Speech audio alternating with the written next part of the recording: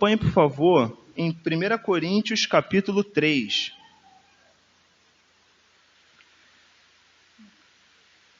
O texto no qual nós vamos nos concentrar essa noite é 1 Coríntios 3, do 10 ao 23.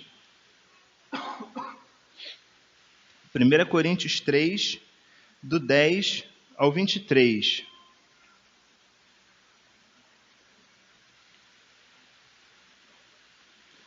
Antes de nós fazermos a leitura, é necessário nós nos atentarmos ao que estava acontecendo em 1 Coríntios 3. O texto de hoje ele está intimamente ligado ao texto de semana passada, 1 Coríntios 3, do 1 ao 9. Isso se dá porque havia um grande problema, na verdade, dois grandes problemas na igreja dos Coríntios. O primeiro grande problema era o problema da unidade na igreja local.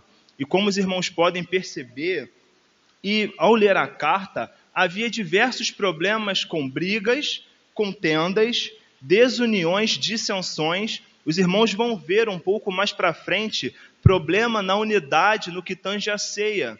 Os irmãos não estavam esperando uns aos outros, enquanto uns se empanturravam de comida, outros ficavam com fome. Então, nesse primeiro momento, nós podemos perceber que havia um grande problema de unidade. Mas não havia só um problema de unidade na igreja aos Coríntios, havia também um grande problema de santidade. E como também os irmãos podem perceber, havia as sérias e graves admoestações à igreja aos Coríntios por conta de sua vaidade, orgulho e por conta de todo envolvimento com lascívias na igreja aos Coríntios. Então, nesse primeiro momento, havia esses dois grandes problemas de unidade e problemas de santidade. E nesse momento, o que Paulo vai argumentar, em primeira instância, é contra o problema da unidade que havia na igreja aos Coríntios. Esse contexto está intimamente ligado a 1 Coríntios capítulo 1, e eu peço que os irmãos me acompanhem, por favor, do 10 a 12, onde ele diz assim: Irmãos, pelo nome do nosso Senhor Jesus Cristo, peço-lhe que estejam de acordo naquilo que falam, e não hajam divisões entre vocês, pelo contrário, que vocês sejam sempre unidos, no mesmo modo de pensar, no mesmo propósito. Pois, meus irmãos, fui informado a respeito de vocês por alguns membros da casa de Cloe, de que há briga entre vocês. Refira-me ao fato de cada um dizer: eu sou de Paulo, eu sou de Apolo, eu sou de Cefas, eu sou de Cristo. Será que Cristo está dividido? Será que Paulo foi crucificado por vocês? Ou será que vocês foram batizados em nome de Paulo? Então percebe, nesse primeiro momento havia esse grande problema de unidade. Pessoas construindo igreja ao redor de uma personalidade. Pessoas que não tinham senso de união, não tinham senso de mutualidade e estavam construindo igrejas ao redor de personalidades, de homens de Deus. E por outro lado, a própria igreja aos Coríntios olhava para as suas lideranças de maneira distorcida. Elas olhavam para a sua liderança, para as suas lideranças, melhor dizendo, fazendo comparativos completamente indevidos. Elas olhavam para Paulo e toda a bagagem missionária de Paulo e o reputavam, o consideravam como superior às outras lideranças, Apolo, Cefas e outros. Enquanto outros olhavam para Cefas e diziam: nossa, Cefas foi escolhido pelo próprio Senhor em pessoa, e também o reputavam como superior a Paulo e Apolo, enquanto outros olhavam o requinte retórico de Apolo e toda a sua erudição, e com grande poder Apolo falava, e o considerava maior que Cefas e Paulo, fazendo comparações indevidas, e nós jamais devemos fazer isso. Nesse primeiro momento é importante nós nos atentarmos. Não devemos comparar lideranças. Todos são instrumentos de Deus, da mesma forma como nós não compararíamos ou não vamos comparar os nossos filhos. Se tivermos mais que um, jamais deveremos reputar um como melhor que o outro de maneira nenhuma. E Paulo vai combater esse problema liderança com o seguinte argumento: Cada um tem a sua função. E a eficácia da função, ela vem do próprio Senhor. A eficácia da função vem do próprio Deus. Isso vai ficar claro à medida que nós lermos o versículo 9. Porque o versículo 9 é central na compreensão de 1 Coríntios capítulo 3. Ele é central. Acompanhe comigo, olhando aí o versículo 9, por gentileza. Diz assim o 9. Porque nós somos cooperadores de Deus e vocês são lavouras de Deus e edifício de Deus. Por que eu digo que o 9 é central na compreensão de 1 Coríntios 3? E porque nós precisamos dar esse passo atrás para dar outros à frente. Se os irmãos repararem, do versículo 6 ao versículo 8, está completamente envolto a verbos relacionados à agricultura, relacionando assim com termos lavouras de Deus. Como você vê no 9. No 6 diz assim, eu plantei, Apolo regou, mas o crescimento veio de Deus. Então Paulo começa a sua argumentação do seguinte modo: cada um tem a sua função. Eu plantei, Apolo regou, mas a eficácia da função ela vem de Deus. Deus deu crescimento. E essa analogia Paulo não faz apenas com a agricultura, com lavouras de Deus. Como você pode ver no próprio 9, ele também faz outra analogia. Ele fala que o povo de Deus é o edifício de Deus. E como nós vamos perceber, do 10 ao 15, Paulo argumenta dentro desse contexto: nós somos edifícios de Deus. E olha o que Paulo diz: segundo a graça de Deus que me foi dada, olha o verbo aqui relacionado à construção, ao sermos edifício de Deus. Segundo a graça de Deus que me foi dada, lancei o fundamento como sábio construtor, e outro edifica sobre ele. Porém, cada um veja como edifica, porque ninguém pode lançar outro fundamento além do que foi posto, o qual é Jesus Cristo.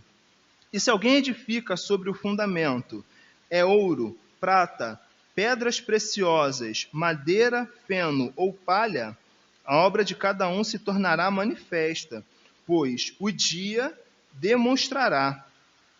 Porque será revelada pelo fogo, e o fogo provará qual é a obra de cada um. Se aquilo que alguém edificou sobre o fundamento permanecer, esse receberá recompensa. E se a obra de alguém se queimar, esse sofrerá dano. Porém, ele mesmo será salvo, mas como que através do fogo. Meus irmãos, é muito próprio o que está acontecendo aqui. Ao Paulo ter argumentado no versículo 9, como nós entendemos, que cada um tem a sua função, cada um tem o seu papel, mas a eficácia da função, do papel realizado, vem de Deus, é muito próprio o que Paulo fala aqui. Paulo fala: eu lancei o fundamento como sábio construtor, e outro edifica sobre ele. Por que Paulo fala isso? Paulo fala isso porque ele é um apóstolo. E Paulo, quanto apóstolo, ele tem uma função ímpar na igreja de Deus. Paulo, como apóstolo, ele lança os fundamentos realmente. Eu sei que essa palavra apóstolo, hoje, ela está um pouco banalizada. E nós vamos ver o apóstolo da televisão, nós vamos ver o apóstolo que nomeia outros apóstolos. Isso é completamente indevido em relação às Escrituras. Os apóstolos ocupam posição ímpar na igreja de Deus. Um apóstolo é aquele que viu o Senhor em pessoa. E nós vemos Paulo argumentando isso em 1 Coríntios 9, versículo 1. Um apóstolo é escolhido pelo próprio Senhor de maneira direta. E nós vemos Paulo sendo escolhido diretamente pelo Senhor em Atos capítulo 9. Um apóstolo é testemunha viva da ressurreição do nosso Senhor. Da mesma forma, Atos capítulo 9, nós vemos Paulo testemunhando a ressurreição de Jesus de maneira viva, de maneira clara. Paulo, quanto apóstolos, e os outros também apóstolos, realizavam diversos milagres e prodígios e maravilhas. Paulo, quanto apóstolo, ele ocupava a posição ímpar. Ele ocupava a posição realmente de lançar os fundamentos na igreja. Vão comigo, por favor, até Atos capítulo 2, 42, que essa ideia do apostolado vai ficar um pouco mais clara.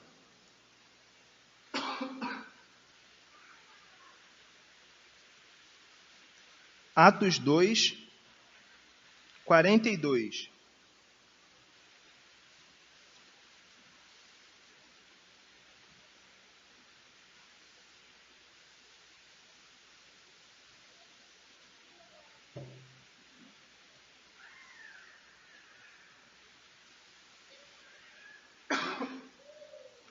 Olha o que está escrito.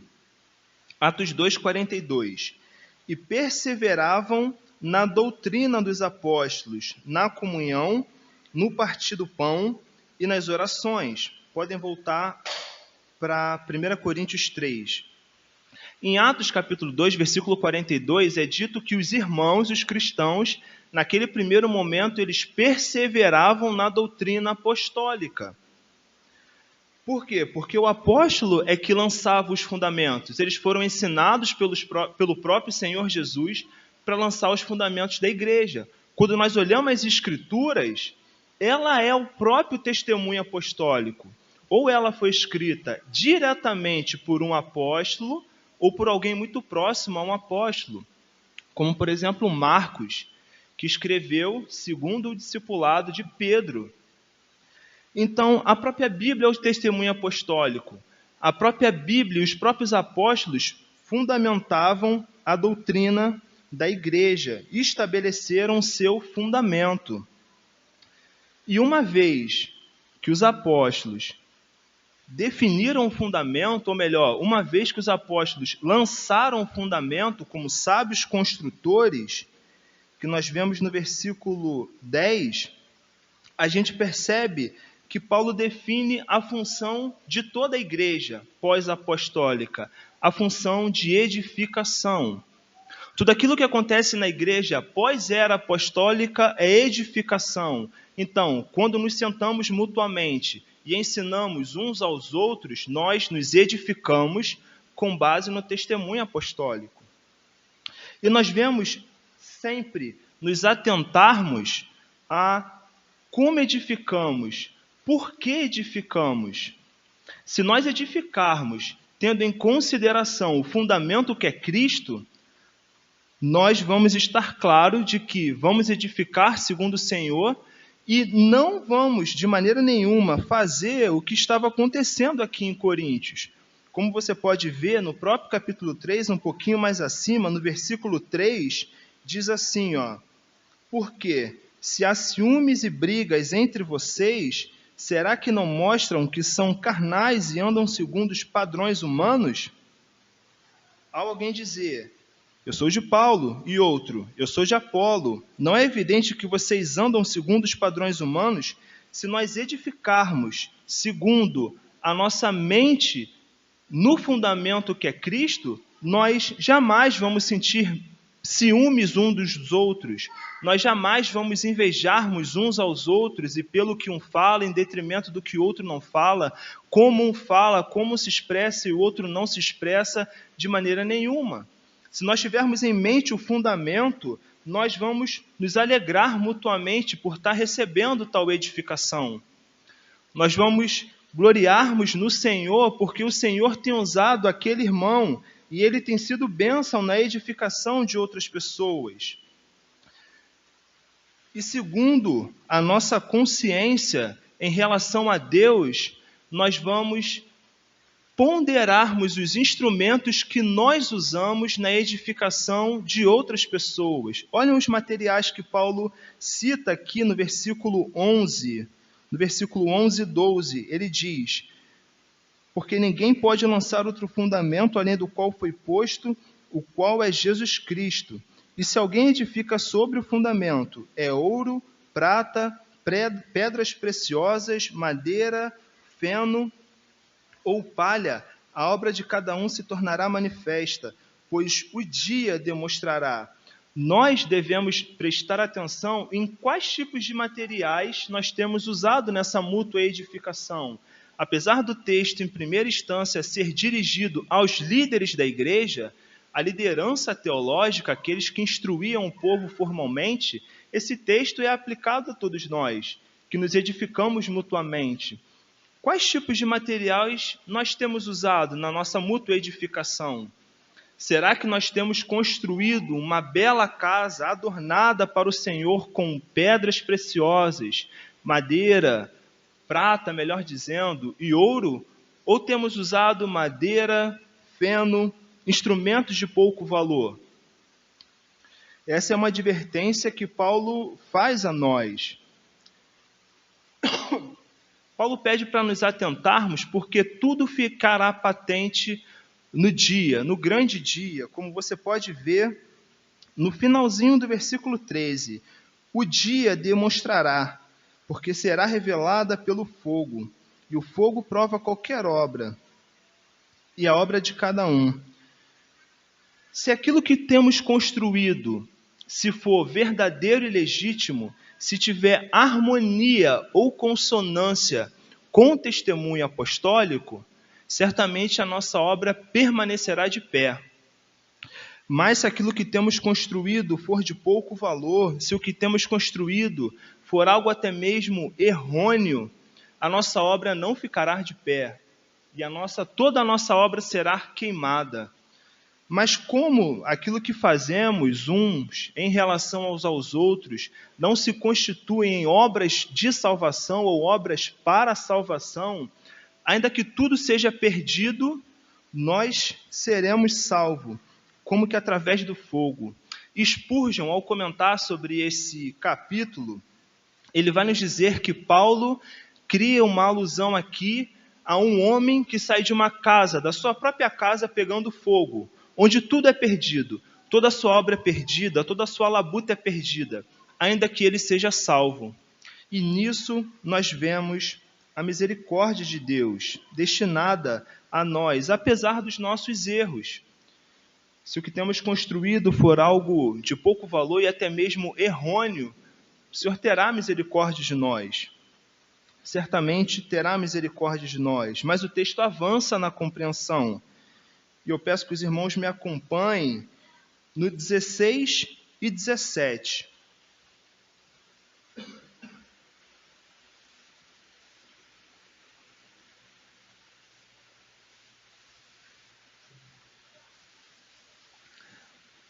E diz assim: vocês não sabem que são santuários de Deus e que o Espírito de Deus habita em vocês? Se alguém destruir o santuário de Deus, Deus o destruirá, porque o santuário de Deus, que são vocês, é sagrado. Primeiro, Paulo se dirige aos mestres daquela igreja, e ele diz para que eles prestem atenção em como edificam. Agora Paulo está se dirigindo à própria igreja. Paulo está se dirigindo a nós, de maneira geral, a todos nós que somos edificados. E o argumento de Paulo vai na direção de uma exortação à pureza. Olha o que Paulo diz: o santuário de Deus, que são vocês, é sagrado. Devemos sempre prestar atenção em como recebemos essa edificação e nos atentarmos a tirar o máximo proveito possível para a nossa edificação, para a nossa construção. E se por um lado, no versículo 14 e 15, Paulo diz que aquele que edificar de maneira errônea será salvo como que através do fogo, nesses versículos 16 e 17, Paulo é um pouco mais incisivo. Paulo se dirige a dois grupos. Os primeiros daqueles que, firmes no fundamento apostólico, por alguma razão erram ou falam de maneira indevida, de maneira imprópria, ensinam errado. Eles serão salvos como que através do fogo. Mas no versículo 17, há uma ênfase um pouco mais severa. Ele diz: se alguém destruir o santuário de Deus, Deus o destruirá. Há dois públicos aqui, há dois grupos nos quais Paulo aponta, Paulo exorta. E ele exorta para que nós fiquemos realmente atentos. E concluindo o texto, Paulo conclui do 18 ao 23 em duas partes. Se os irmãos puderem me acompanhar, no versículo 18, essas duas partes se constituem na seguinte estrutura: ninguém se pararã, pararã. No versículo 18, Paulo diz a primeira parte da conclusão. Ele diz assim: que ninguém engane a si mesmo. Se algum de vocês pensa que é sábio neste mundo, faça-se louco para se tornar sábio. Porque a sabedoria deste mundo é loucura diante de Deus, pois está escrito: Ele apanha os sábios na sua própria estutícia. E também, o Senhor conhece o pensamento dos sábios e sabe que são pensamentos vãos. A segunda metade da conclusão de Paulo é da seguinte forma: portanto, ninguém se glorie nos homens, porque tudo é de vocês. Seja Paulo, seja Apolo, seja Cefas, seja o mundo, seja a vida, seja a morte, seja as coisas presentes, seja as futuras. Tudo é de vocês, e vocês são de Cristo e Cristo de Deus. Como os irmãos podem reparar, no 18 e no 21, essa estrutura, que acaba se perdendo um pouco na tradução, ninguém se, ela se repete. No 18, a estrutura fica que ninguém engane a si mesmo, e no versículo 21 diz: portanto, ninguém se glorie nos homens. Paulo, ele começa argumentando para que não haja auto-engano no meio do povo de Deus. Por quê? Porque olha a promessa, na verdade, olha o que está escrito no versículo 19: Ele apanha os sábios na sua própria estutícia. E também, o Senhor conhece o pensamento dos sábios e sabe que são pensamentos vãos. Quando Paulo coloca a seguinte sentença, de que ele apanha os sábios na própria estutícia dele, me lembra muito uma ilustração do rei Midas. Não sei se os irmãos conhecem esse mito grego, o mito do rei Midas. Esse mito diz o seguinte, que havia um rei muito ambicioso e muito ganancioso, o rei Midas. E esse rei recebeu muito bem o amigo de Dionísio, e o nome do seu amigo era Sileno. Ao Midas receber Sileno na sua casa, ele dá uma grande festa, com grandes banquetes, com grande fartura de bebidas.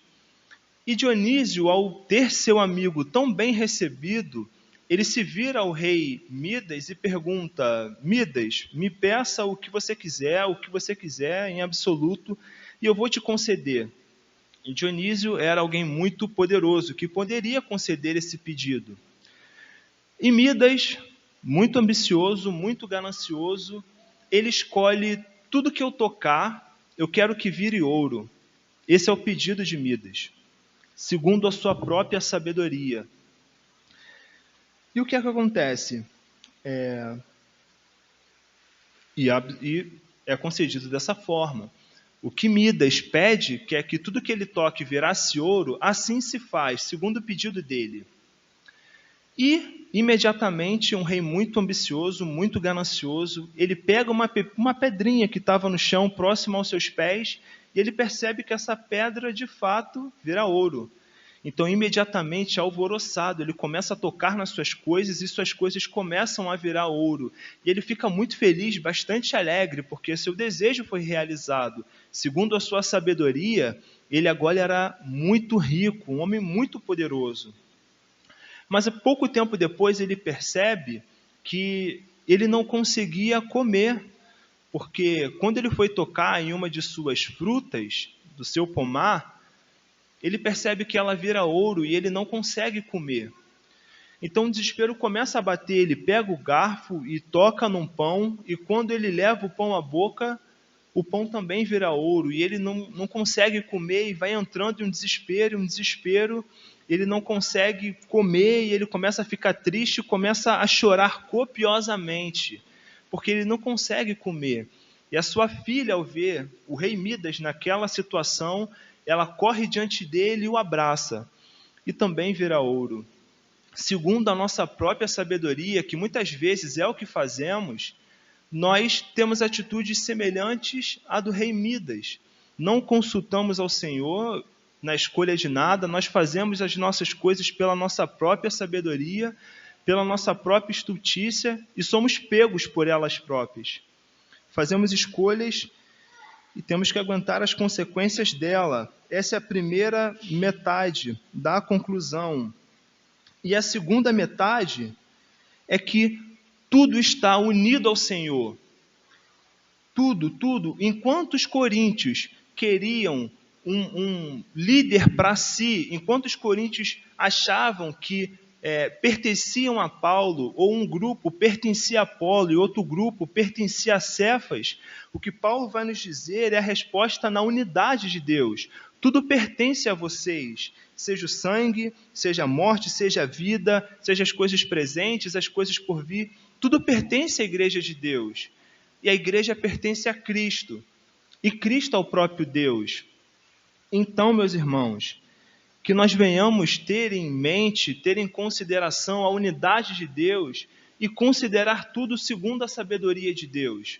Ao tomarmos escolhas, ao darmos as nossas opiniões, ao nos edificarmos mutuamente, que venhamos levar isso em consideração.